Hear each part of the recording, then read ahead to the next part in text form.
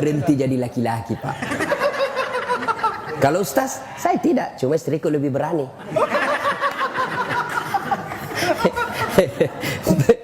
Saya ketemu sama orang Medan. Orang Medan kan keras juga suaranya, Pak. Kita orang Sulawesi juga keras suara. Sama, Pak, sama keras suaranya. Cuma bedanya orang Medan takut sama istrinya. Terus orang Sulawesi, istrinya lebih berani. Ya Bapak, saudara-saudara sekalian, bersedekahlah. Di akhirat kelak, Nabi pernah ceritakan, Ibu. Di depan pintu sorga, ada 4 manusia bertengkar masing-masing mau masuk sorga. Siapa? Dipanggil orang pertama. Kata malaikat, maju. Kenapa kau mau masuk nomor 1 ke dalam sorga? Ya malaikat, saya waktu hidup, saya haji. Haji mabrur. Katanya, haji mabrur, nomor 1 masuk sorga. Katanya sih, siapa kasih tahu kau? Ustadz. Wah, kalau begitu kau tidak boleh dahului ustadzmu. Dosa kau, mundur. Mundur orang kaya. Panggil orang kedua, kamu, kenapa masuk nomor 1? Jibril, saya dulu mati syahid, membela agama Allah. Katanya orang mati syahid, nomor 1 masuk surga. Katanya, siapa kasih tahu kau? Ustadz. Sama, tidak boleh kalau dulu ustadzmu, dosa kau, mundur. Panggil orang ketiga, kau, saya dulu kaya, rumahku besar di Cipete. Cipete 1 nomor 88.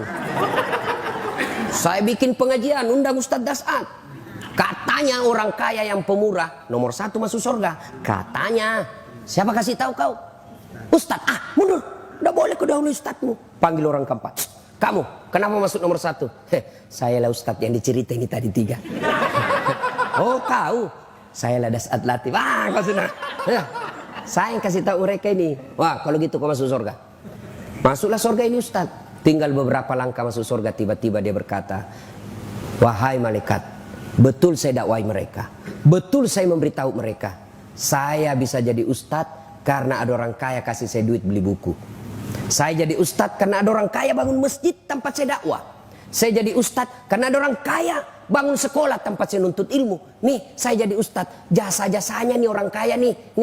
Saya malu mendahului dia. Dia banyak betul partisipasinya dalam hidup saya. Ya Jibril, sampaikan kepada Allah, saya tidak mau mendahului orang kaya yang pemurah ini. Akhirnya Allah hadiahkan kalian orang kaya yang pemurah, nomor 1 dulu masuk ke dalam surga. Orang kaya yang pemurah. Tapi orang kaya yang pelit, nomor 1 juga. Kemana? Ke neraka. Terserah ibu-ibu mau pilih jalur mana. Ibu-ibu yang sudah kaya, jangan lupa investasi untuk akhirat. Bawa itu berlianmu ke akhirat. Bawa itu jamrutmu ke akhirat.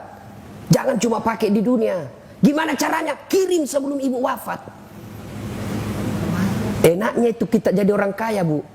Ada nikmat yang orang lain tidak miliki sebagai orang kaya. Apa? Status sosial. Ibu coba pakai emas palsu. Tidak ada orang percaya bilang palsu. Coba pakai. Semua orang bilang asli. Palsu. Tidak mungkin. Masa orang kaya pakai palsu? Itu enaknya dia orang kaya. Tapi orang miskin biar dia pakai asli. Dari mana dia dapat itu? Itu enaknya jadi orang kaya. Maka saya seandainya kaya palsu aja aku pakai semua. Pak. Nah, maka yang baik. Nah, itu saya sudah sedikit lagi saya ini. Ada itu sawah di kampung. Sudahlah, kau jual itu, bikinkan masjid. Mudah-mudahan masjid itu menjadikan saya nanti di sorga. Di akhirat penantian alam kubur, tenang hidupku. Pak, saya mau nanti tempat tidurku seperti di dunia ini. Spring bed, ber-AC, enak di dalamnya. Saya mau, kirimlah spring bed ke panti asuhan. Saya mau terang kuburku nanti di akhirat. Kirim. Karena ibu dikubur, ibu bukan menanti 1 tahun. Bukan menanti 100 tahun. Menanti sampai hari kiamat. Dan ibu kalau meninggal, siapa yang kuasai hartanya ibu? Ibu kalau meninggal, siapa? Istri kedua. Maka waktu ibu meninggal, menangislah suami. Diambillah cincinnya. Sayangku, inilah pemberianku waktu ku nikahi kau. Diambil lagi gelangnya. Sayangku, ini hadiah ulang tahun. Diambil semua. Sudah itu 3 bulan menikah. Maka dia kasihlah istrinya yang baru. Sayang, ini cincin paling disenangi istriku yang dulu. Ibu sudah dikubur. Suami Andreyen dengan istri baru.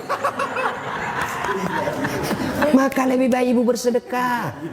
Sedekah ibu, sedekah. Ya, sedekah. Maka ibu akan menikmati dunia akhirat. Tidak betul juga kalau ada ustadz bilang, saya tidak setuju juga kalau ada ustadz bilang, tidak usah kau cari uang banyak-banyak, tidak bawa mati. Salah. Cari banyak-banyak, bawa mati. Gimana caranya? Kirim sebelum mati. Saya mau nanti kuburku lapang, bangun masjid yang besar, insya Allah. Ibu-ibu mau terhindar suami dari maksiat, sudah. Bagaimana? Tolak bala dengan apa? Sedekah. Sittatu tasidupul umur, kata Nabi. Ada 6 sifat membuat umurmu jadi panjang dan kau tertolak dari bencana. Satu diantaranya, kata Nabi, as-sadaqatu, bersedekahlah. Jadi kalau ibu-ibu sudah mulia, lihat gelagat-gelagat suami sudah lain-lain. Setiap terima handphone sembunyi di kamar mandi. Sudah patut dicurigai itu. Daripada ibu curhat di Facebook, curhat di WhatsApp, tidak kusangka kau begitu. Di mana di kau? Beleng-beleng. Apa mau curhat rahasia rumah tangga di medsos? Kan ada juga itu ibu-ibu begitu. Andai ku tahu kau begini, aku tidak akan menerimamu dulu. Apalagi tidak, aku sudah punya anak 2. Lebih curhat di hadapan Allah. Bangun ibu sholat tengah malam, ngadu dalam doa, minta.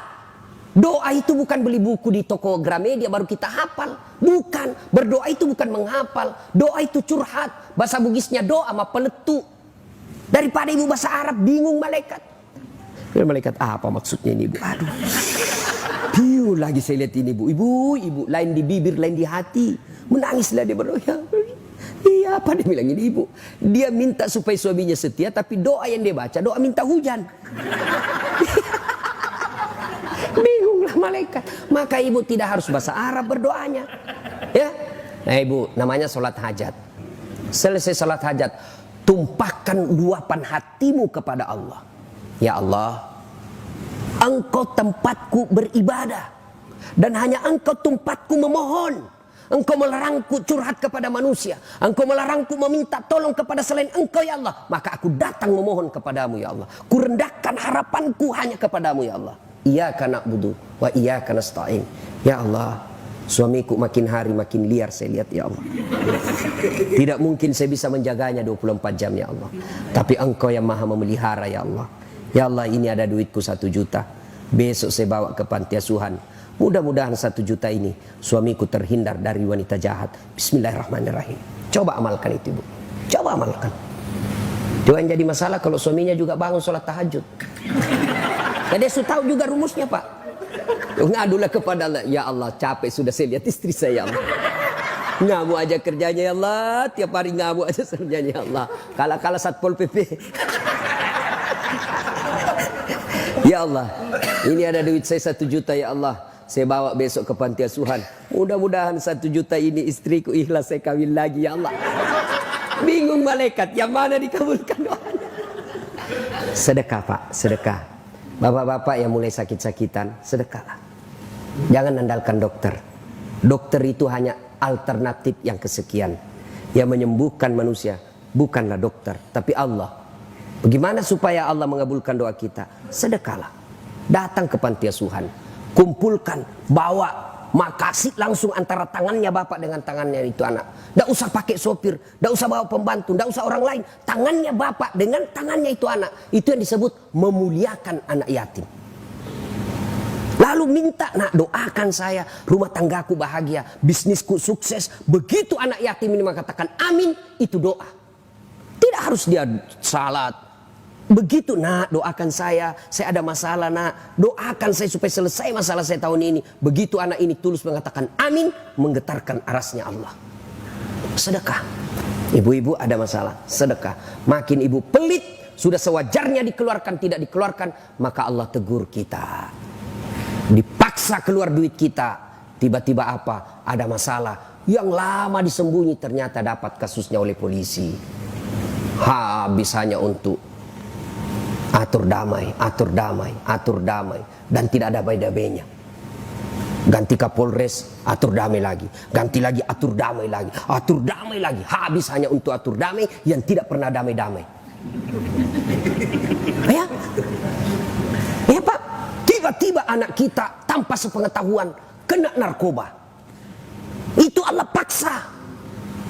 Tiba-tiba kena kita penyakit yang belum tahu apa dokter katakan. Tapi saya sakit dok, kok begini. Dokter periksa tidak ada penyakitnya. Itu Allah tegur, kau terlalu pelit. Sedekahlah. Akan Bapak Ibu sehat walafiat.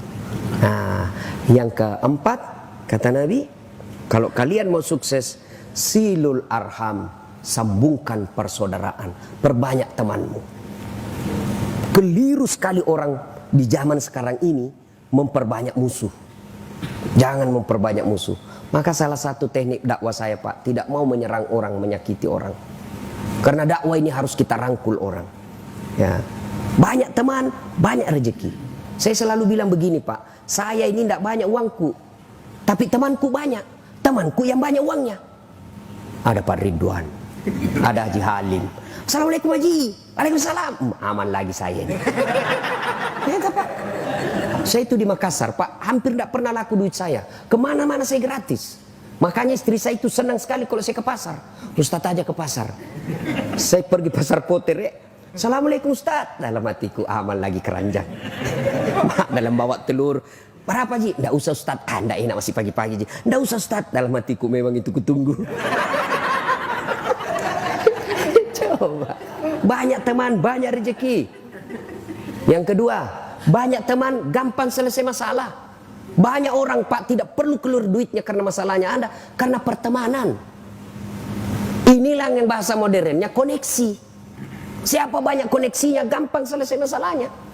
Saya pergi ke kantor Polres, pergantian SIM, perpanjangan SIM.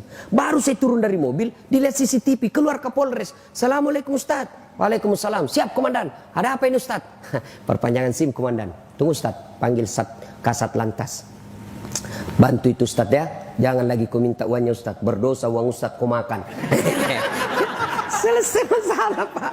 Itu banyak teman, banyak gampang selesai masalah. Maka perbanyaklah teman Pak. Jangan mencari musuh. Silul arham.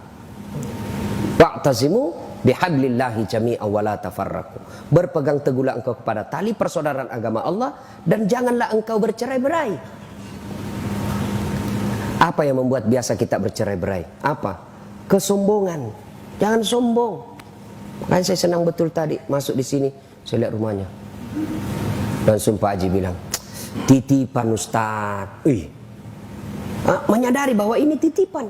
Harta itu Bu, simpan pada tempatnya. Jangan simpan di hati. Kalau Bapak simpan di hati, menderita itu. Sendalmu yang 70 juta simpan di kakimu. Apa haram? Tidak. Kalau ibu pakai supaya orang tidak hina ibu, boleh. Namanya muru'ah. Kewajiban membela harga diri supaya orang tidak hina kita. Boleh. Lalu kapan dia sombong?